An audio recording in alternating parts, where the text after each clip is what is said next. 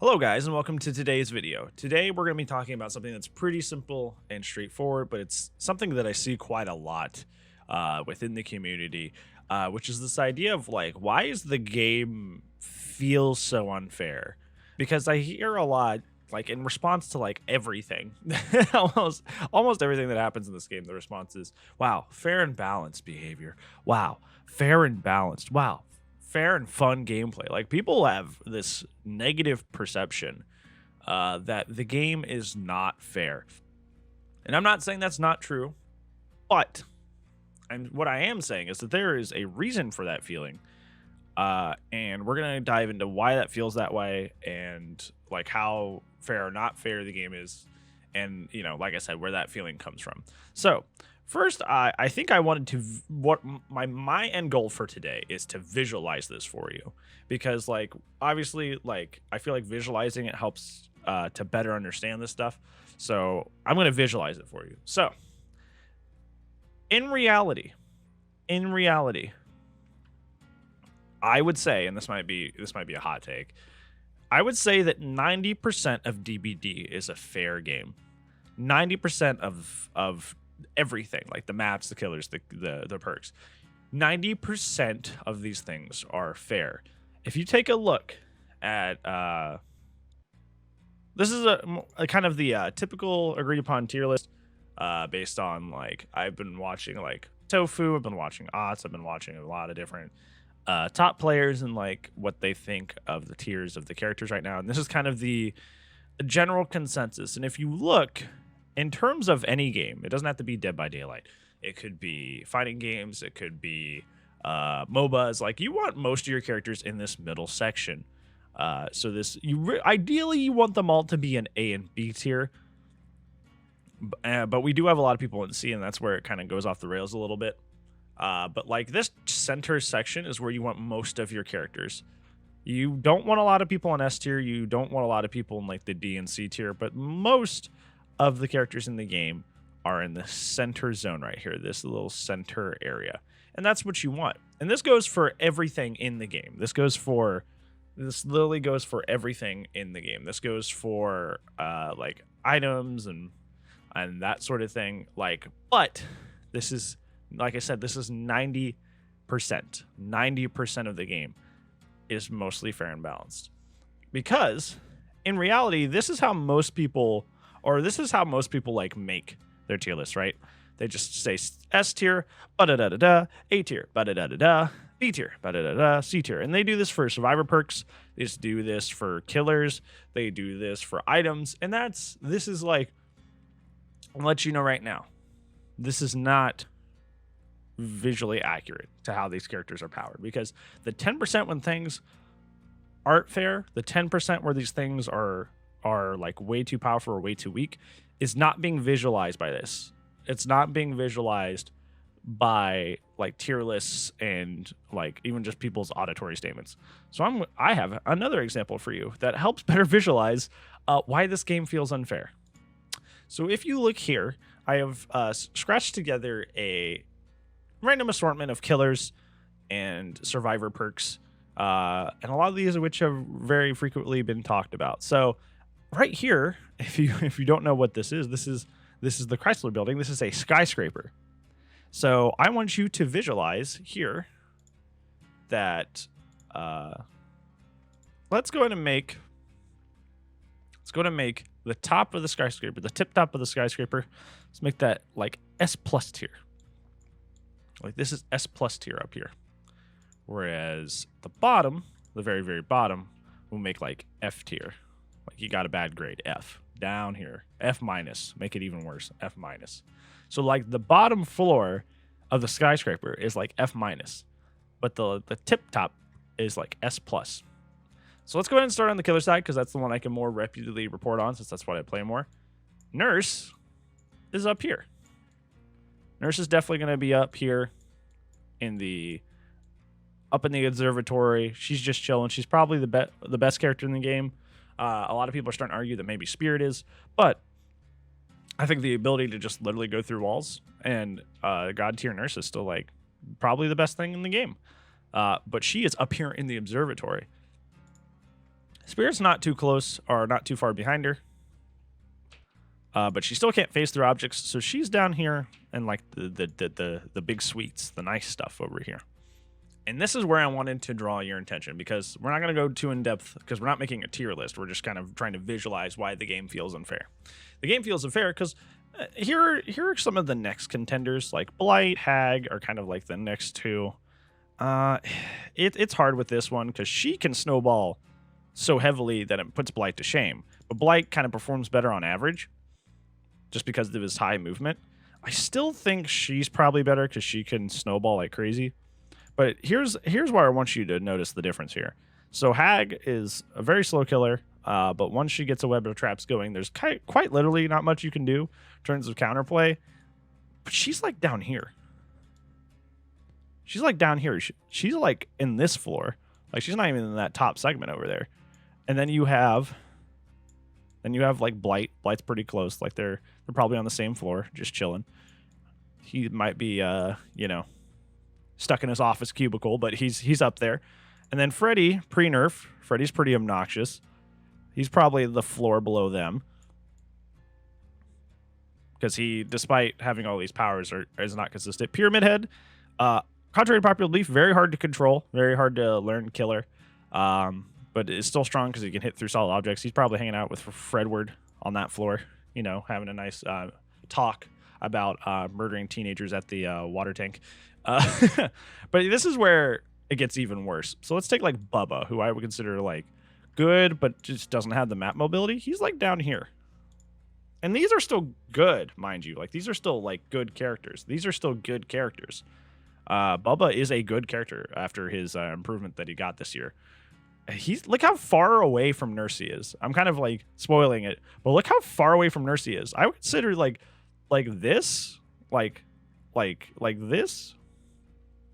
I would consider like, okay. I would consider everything like above here to be like a good character. Do you see how much space there is up here? Do you see how much differentiation between the characters there is? And we're not even done. So let's take like Demo. I think Demo is probably the archetypical character in the game. I think Demo has the one of the most fair and balanced powers or kits in the entire game.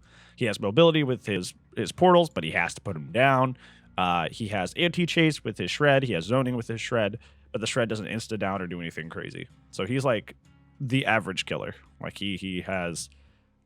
Like every killer should be like, if we were like balancing the game and we were looking for like a blueprint on how to do a killer correctly, it would be Demo. Let's take Legion. Legion's very good at injuring, but not good at downing, which makes him pretty below average. So he's probably going to be hanging out like at this first rung down here. Like at the tip of top. Clown got some buffs. He reloads faster. He now has a speed buff that he can apply to himself. He's still spending more time reloading, like because he's having to throw more bottles. So he's gonna be below Legion. But maybe they're like not too far apart. Honestly, these two have a lot in common now when it comes to just getting a free hit because of my power. Mukul, oh poor Mukul. Mukul's slowly sliding down to being the worst character in the game because he just, like, whereas Bubba can just rev his chainsaw and get an insta down and get multiple insta downs, Michael has to like tear up the entire game to do that, and only if it's convenient. And it's just, and he spends the first half of the game not really doing anything. So he's kind of, he might be on the second or third floor, but he's not really good. And of course, the good old Deep Hipster, who I don't know how they screwed this guy up so badly. He just entered the lobby. He doesn't know what's going on. He's like, I was a K-pop star. Why am I in a horror game?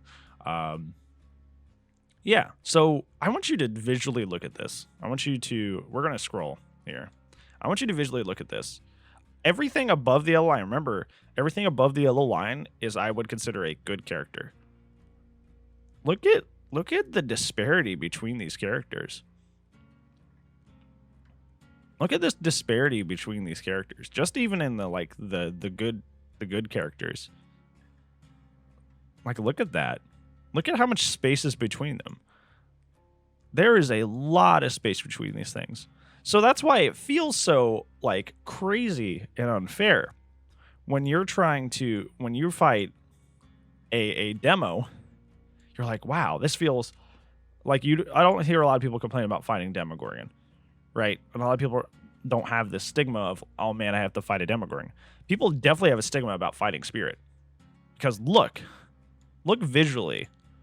Look at how much space is between these guys. Between Spirit and Demo, look at how much space is between these two. Look how much space is between these two. Look at the power disparity between these two. DBD feels unfair, not because it is unfair. It's because like I said, 90% of things in this game are fair.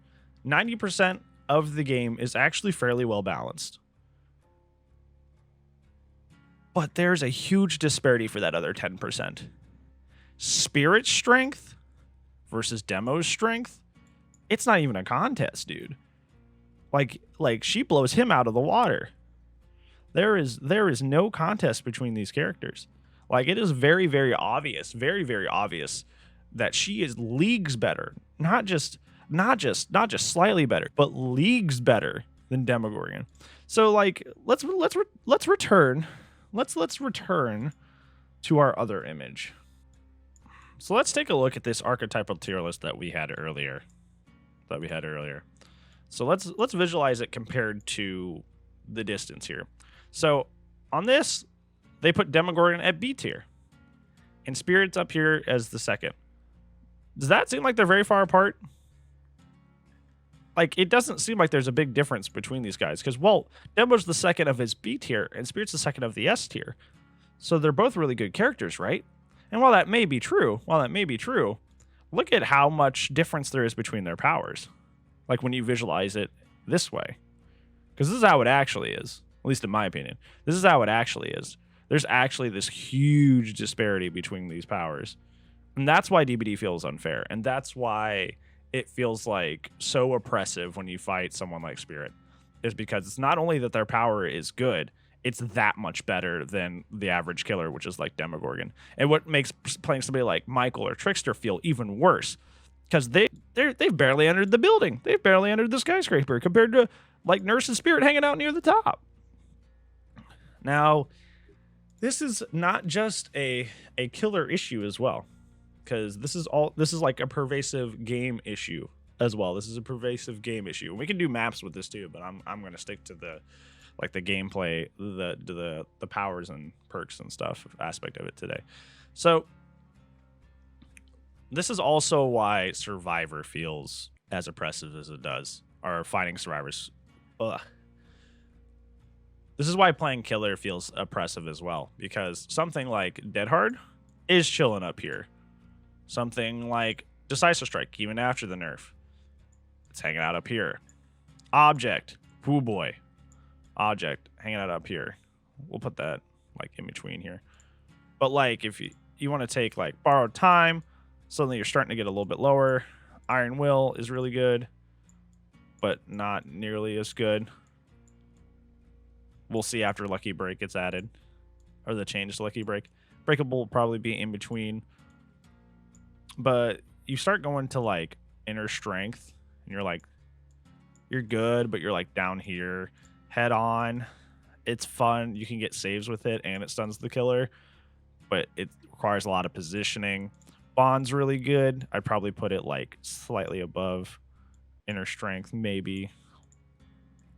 Empathy for the same reasons, but you know, Empathy, they have to be injured, so it's below them.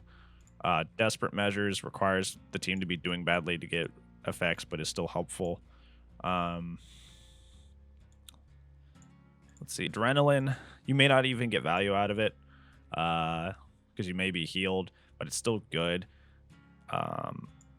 Yeah, like, once again, yeah, if you look, like, where are most of the Survivor perks? Most of the Survivor perks are up here, up in the super good tier. They're up in the observatory, chilling with Spirit.